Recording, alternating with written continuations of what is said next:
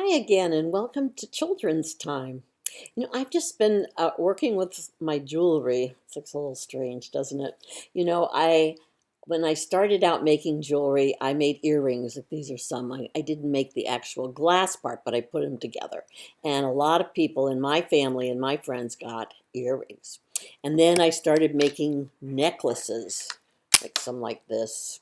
That wasn't too bad, but I found I wasn't very good at it. I took classes and I did different things, but I decided, what my gift was really that I was good at creating new things out of other things and adapting them. So I ended up with a lot of beads, tons and tons of beads that I didn't know what to do with, and some kind of strange jewelry pieces like these. And the other day, I wanted to make something for my granddaughter who was having her first communion, and I saw these crosses that were made out of beads and different jewelry. And I thought, wow, that would be a great way for me to use up my old jewelry. So this is kind of the first one I made. I had this vision of what it was going to look like, but this wasn't really it. I don't know, it didn't work right. So, but I kept thinking about and putting them together.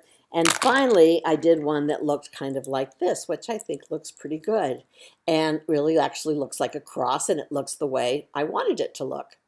Well, in today's story called The Most Magnificent Thing, there's a little girl who she thinks her talent is that she can build anything and make anything magnificent.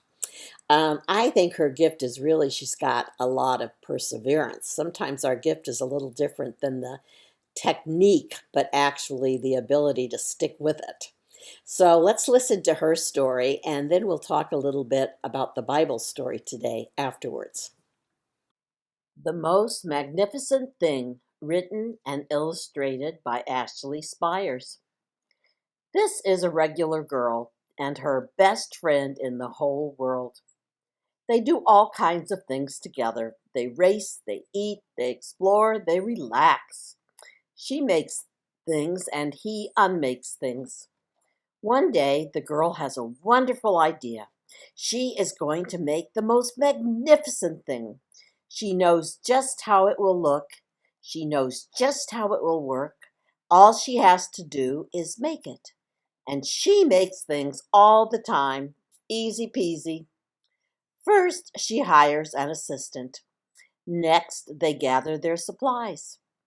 They set up someplace out of the way and get to work.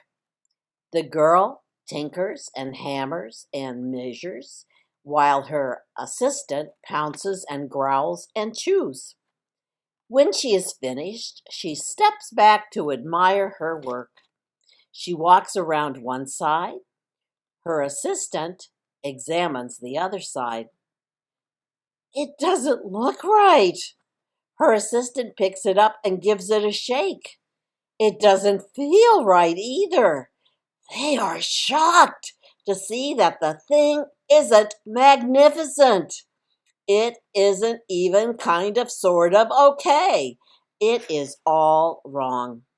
The girl tosses it aside and gives it another go. She decides to try again, so she saws and glues and adjusts and twists and tweaks and fastens. She tries all different ways to make it better. She makes it square and round, gives it legs and adds antenna. She makes it fuzzy. She makes it long, short, smooth, big, small, and one even smells like stinky cheese. But none of them are magnificent. Her hard work attracts a few admirers, but they don't understand what it's supposed to be. They can't see the magnificent thing she has in her mind. And she gets mad. And the angrier she gets, the faster she works. If only the thing would just work. Crunch! The pain starts in her finger. It rushes to her brain and she explodes. It is not her finest moment. I am no good at this and I quit. Her assistant suggests a walk. It's not much help at first, but before long she starts to feel different. Bit by bit, the mad gets pushed out of her head, and as they stroll along, she comes across the first wrong thing she made. The bad feelings are about to start all over again, but then she notices something surprising. There are some things of the wrong things that are really quite right. There are all sorts of parts that she likes. By the time she reaches the end of the trail, she finally knows how to make the thing magnificent. She gets to work, and she works carefully and slowly. When she's finished, she alerts her assistant, and the pair take a long look.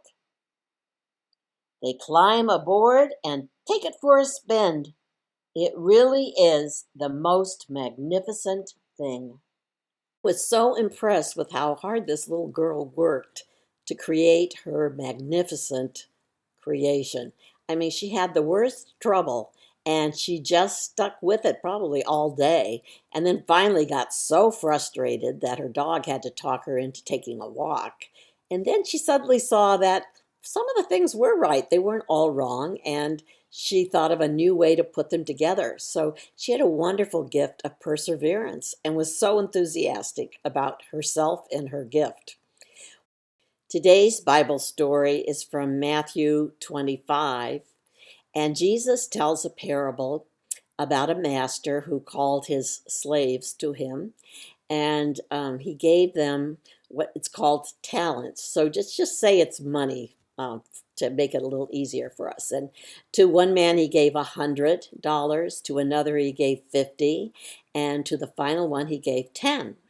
And he said, "Go out and multiply them, and bring me back what you make." And so the first one went out, and he doubled the money. He made it into $200. And the second one got another $20 out of it, so he had $70.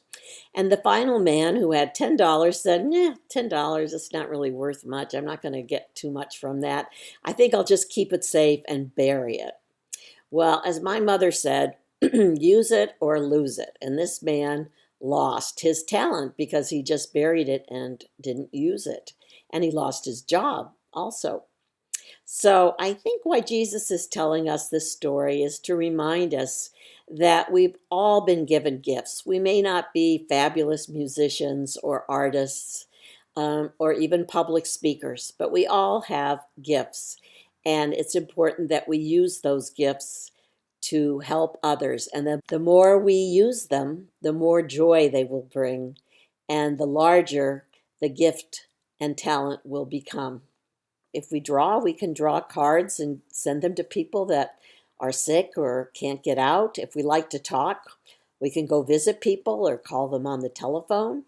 Need to use the gift you've been given, even if you're not real good at it, like me with my jewelry. If it brings you joy, I bet it will bring somebody else joy too. Just the fact that you thought of them and made something special for them. So have a blessed day and be sure and use your gifts. And remember the song about this little light of mine, I'm going to let it shine. This little light of mine, I'm going to let it shine. Let it shine, let it shine, let it shine. And I'm not going to hide it. All right. I look forward to seeing you next week. Love you. Bye.